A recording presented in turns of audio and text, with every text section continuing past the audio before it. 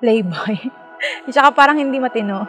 Kasi ang ideal man ko kasi yung maputi, matangkad, tapos yung mukhang matalino, gano'n. Siya kasi parang yung happy-happy, gano'n.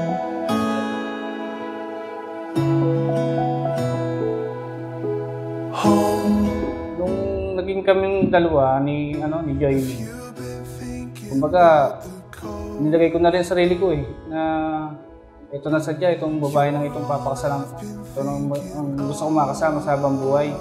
Kasi yung hinahanap ko sa isang babae, nasa kanya na. Kumbaga, parang wala na akong ibang hanapin pa. Sadyang, doon ako na parang na-fall in love na sa kanya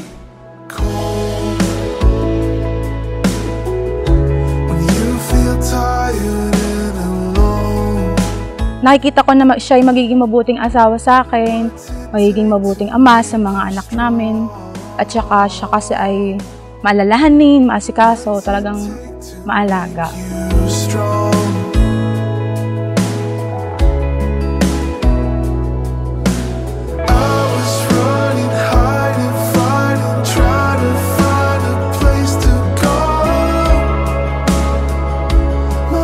Para siyang yung balon ba, parang balong malalim. Yung pag-ibig mo hindi mo basta-basta kayang masukat ba o matanaw mula sa itaas.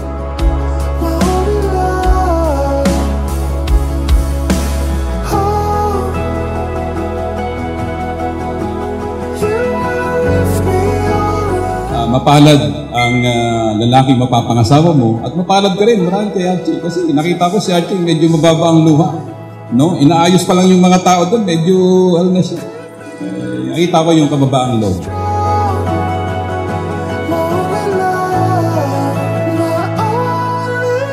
The communication. In marriage, communication is very important. Later, you will experience misunderstanding, conflicts, and difficulties. Tandaan nyo yan. Archie and Joy, listen very carefully. Walang problema na hindi maaayos sa pag-uusap ng maayos. Kung may mga pagdadaanan kayong problema, pag-usapan ninyo.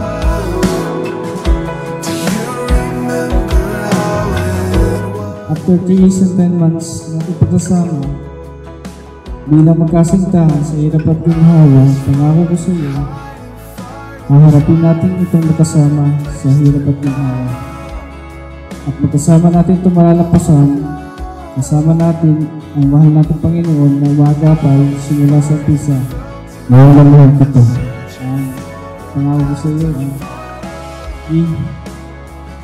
hindi ko lang ako palagi nasuporta sa iyo. Kung ano man ang lahat ng gawin mo,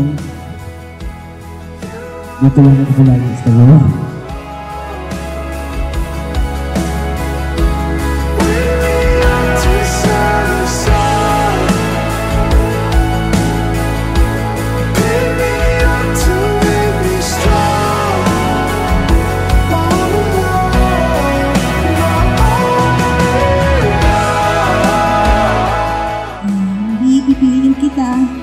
Sa araw-araw,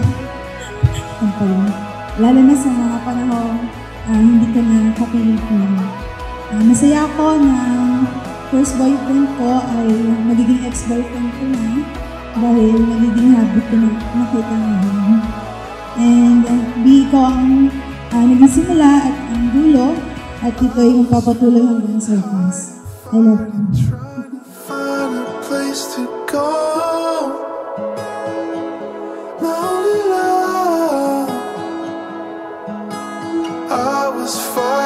Felt divided, searching for a path to follow.